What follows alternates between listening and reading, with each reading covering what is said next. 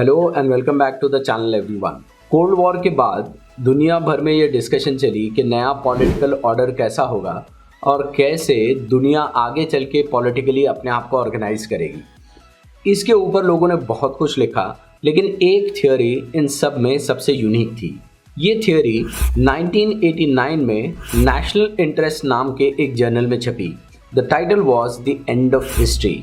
Title इतना interesting था और कॉन्सेप्ट्स इतने इंट्रीगिंग थे कि दुनिया भर में इस पर बहस छिड़ गई। दुनिया भर में इस पर कहा जाने लगा, इसके ऊपर ओपिनियन दिए जाने लगे, इस पर सवाल खड़े किए जाने लगे। पब्लिशर ने ऑथर से कहा कि why don't you develop this concept and come up with a full thesis. और ऑथर 1992 में इसको फुली डेवलप करते हैं and what comes out is in the form of a book called as The End of History and the Last Man। और जो author और political theorist हैं जिनको आज हम डिस्कस करेंगे, ही इज़ फ्रांसिस फुकुयामा। रातों रात इस किताब ने फुकुयामा को एक पब्लिक इंटेलेक्चुअल बना दिया। डिबेट्स होने लगी, डिस्कशंस होने लगी, इनकी थियोरी को काउंटर किया जाने लगा। यहाँ तक कि ये थियोरी इतनी पावरफुल थी कि इन्हीं के एक teacher at Harvard university, which is again a very well known political theorist, Samuel Huntington, वो अपनी एक काउंटर थियोरी के साथ आते हैं और ये थियोरी 1996 में एक किताब की शक्ल में पब्लिश होती है, the clash of civilizations and the remaking of world order. ये किताब माना जाता है कि पिछले 25 सालों में ये किताब ने दुनिया में बड़े बड़े जियोपॉलिटिकल चेंजेस किए हैं। इस किताब की वजह से बहुत बड़े बड़े वॉर्स हुए हैं और ये किताब दुनिया में अनरेस्ट का एक बहुत बड़ा ज़रिया आफ्टर पब्लिशिंग बनी है। और ये किताब दरअसल में यूएस और वेस्टर्न पावर्स की फॉरेन पॉलिसी को डिफाइन करती है, clash of civilizations and the remaking of world order. ये दो बड़े पावरफुल आइडियाज़ थे जो पोस्ट कोल्ड वॉर के एरा में आए, एक फुकुयामा की थियोरी और दूसरी क्लैश ऑफ सिविलाइजेशंस की सैमुअल हंटिंगटन की थियोरी। आज जिस थियोरी को हम डिस्कस करेंगे वो फ्रांसिस फुकुयामा की एंड ऑफ हिस्ट्री की थियोरी है।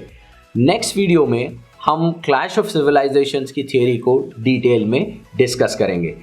फुकुयामा की एंड ऑफ हिस्ट्री में दो इंपॉर्टेंट टर्म्स हैं। Number 1, what is end of history, history के एंड का क्या मतलब है, और number 2, What do we mean by the last man, मतलब ये आखिरी आदमी कौन है। एंड ऑफ हिस्ट्री फुकुयामा कहते हैं कि दरअसल में अगर हम पिछले 500 ईयर्स की हिस्ट्री, पॉलिटिकल हिस्ट्री को देखें तो what we come across is that दुनिया ने हर टाइप का पॉलिटिकल गवर्नेंस इसको ट्राई एंड टेस्ट कर लिया है। दुनिया ने मोनार्की को टेस्ट कर लिया, दुनिया ने ऑटोक्रेसी को टेस्ट कर लिया, दुनिया ने अथॉरिटेरियनिज्म को टेस्ट कर लिया, दुनिया ने में कम्युनिज्म को टेस्ट कर लिया गया, दुनिया के अंदर फाशिज्म टेस्ट हुआ। ये सारे टेस्ट फेल हुए और फुकुयामा कहते हैं कि the best political order that now remains in history as an idea is liberal democracy. जिस बात को वो एंड ऑफ हिस्ट्री कहते हैं, that is end of history of political and economic thought. वो कहते हैं कि हम अपनी फाइनल डेस्टिनेशन पर पहुंच गए। उनकी ये पॉलिटिकल एनालिसिस जिस टाइम फ्रेम में पब्लिश हुई, वो टाइम फ्रेम वो था जबकि बर्लिन वॉल गिर गई थी, ईस्ट और वेस्ट जर्मनी एक हो गए थे, सोवियत ब्लॉक कम्युनिज्म जो था वो पूरी तरह से डिस्ट्रॉय हो चुका था। इसीलिए फुकुयामा की इन थियरीज पर बिलीव करना बहुत आसान था। इसीलिए फुकुयामा की इन थियरीज पर यकीन करना बहुत कंपेलिंग हो गया। लेकिन इसके साथ साथ उसी टाइम फ्रेम में कुछ ऐसे इंसिडेंसेस होते हैं that are different from what he postulates. Saddam Hussein invades Kuwait and number 2, Tiananmen square Beijing में जो मास मैसेकर होता है। जब इसके बारे में फुकुयामा से पूछा गया कि आपके एंड ऑफ हिस्ट्री की थियोरी से ये बिल्कुल अलग है, तो फुकुयामा ने कहा कि ये स्ट्रे इंसिडेंसेस हो सकते हैं, these can be exceptions, but what he meant by and of history is कि जैसे हेगल और मार्क्स ने हिस्ट्री ऑफ पॉलिटिकल आइडियाज़ को एक कंटिन्यूस प्रोसेस के तौर पर डिफाइन किया है, that is what he says now has come to an end as a continuous process. अब पॉलिटिकल थॉट लिबरल डेमोक्रेसी पर ख़त्म हो जाता है, इसके आगे इंसानों को खोजने के लिए नया कुछ नहीं है। और ये इसलिए है क्योंकि ये form of macro politics humans के दो इंपॉर्टेंट फोर्सेस को रिकॉग्नाइज करता है, उनको एवेन्यू देता है। Number 1 the force of freedom and number 2 it is the force of recognition. Humans के ये दो चीज़ों को स्पेस मिलती है, इसीलिए the last form of governance that remains is liberal democracy and liberal economics. Fukuyama की थियोरी से पहले 1970s में Henry Kissinger, again a very big intellectual, उन्होंने ये कहा था कि America will be in a permanent cold war state with the Soviet union. वो ये मानते थे कि रशिया और अमेरिका हमेशा से कोल्ड वॉर की स्टेट में रहेंगे। लेकिन फुकुयामा जो जस्टिफिकेशन देते हैं वो ये कहते हैं कि though there are certain things that are there in Russia, China and Cuba, but their opposition to liberal democracy is more of cultural rather than as a political idea। वो ये कहते हैं कि ये इन कंट्रीज में कभी भी डेमोक्रेसी को लेकर कोई स्पेशल इंक्लिनेशन नहीं रहा और उनके नज़दीक लिबरल डेमोक्रेसी एक साजिश है, it's a western idea and a western conspiracy for their country, और इसीलिए वो इसको अपोज करते हैं। फुकुयामा ऐड करके ये भी कहते हैं कि जब यहाँ पर ये कंट्रीज अपनी पब्लिक को गुड एजुकेशन दे रही है, प्रॉपर हेल्थ केयर दे रही है, सारी सिविक फैसिलिटीज और इम्यूनिटीज दे रही है, तो प्रॉब्लम क्या है? अगर इसके बदले में पॉलिटिकल पार्टिसिपेशन अगर लोगों को नहीं मिल रहा है तो what is the problem? That's a good price to pay. और इसी में ये लोग, ये कंट्रीज संतुष्ट हैं।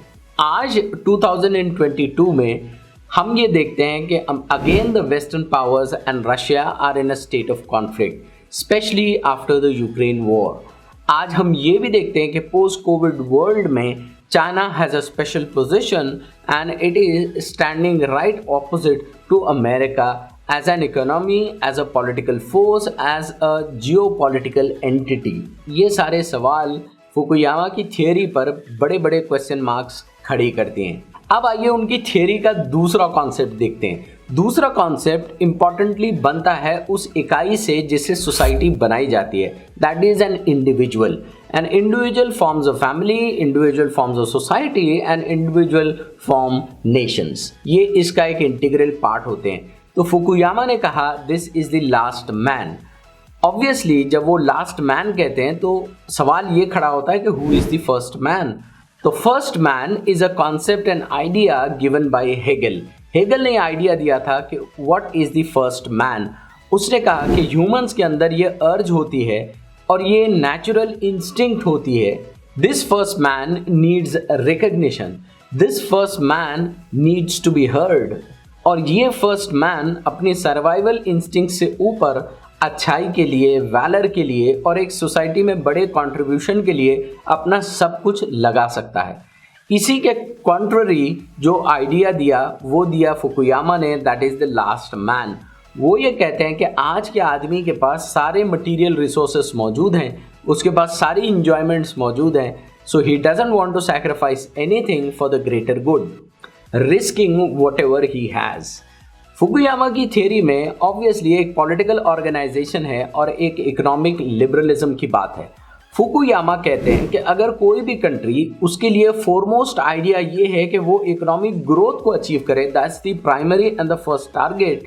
तो फुकुयामा कहते हैं ऐसे सेटअप के लिए जो सबसे अच्छा पॉलिटिकल ऑर्गेनाइजेशन या कॉम्बिनेशन हो सकता है, that is liberal economics along with authoritarianism. ये दो कॉन्सेप्ट मिल जाए तो ट्रेमेंडस इकोनॉमिक ग्रोथ होती है। अब ऐसी ग्रोथ हमको हर जगह दिखती है, whether it be China, whether it be मीजी Japan, whether it be imperial Germany, या हम देखें चिली अंडर पिनोचेट।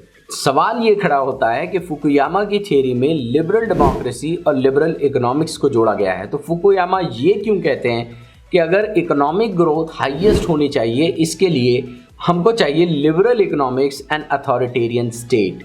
और why not liberal economics when it is combined with democracy can give us those results. और उसी के बारे में फुकुयामा ये कहते हैं कि डेमोक्रेसी का एक फ्लॉ ये है कि डेमोक्रेसी में हमेशा स्पेशल इंटरेस्ट ग्रुप होते हैं, उनके स्पेशल इकोनॉमिक इंटरेस्ट होते हैं and they push for a policy change. और एक वेलफेयर स्टेट को जो पॉलिटिकल प्रेशर आता है तो पॉलिटिशियन को ऐसी पॉलिसीज लानी पड़ती हैं जो इन ग्रुप्स को सेटिस्फाई करे। इसके नतीजे में ये होता है कि इकोनॉमी पर प्रेशर पड़ता है, इकोनॉमी क्रश होती है and ultimately the state loses the economic growth pattern that it is on. That is why Fukuyama कहते हैं कि बेस्ट अरेंजमेंट है authoritarian plus the liberal economics. फिर भी फुकुयामा कहते हैं कि लिबरल डेमोक्रेसी या डेमोक्रेसी दुनिया का लास्ट अल्टरनेटिव है।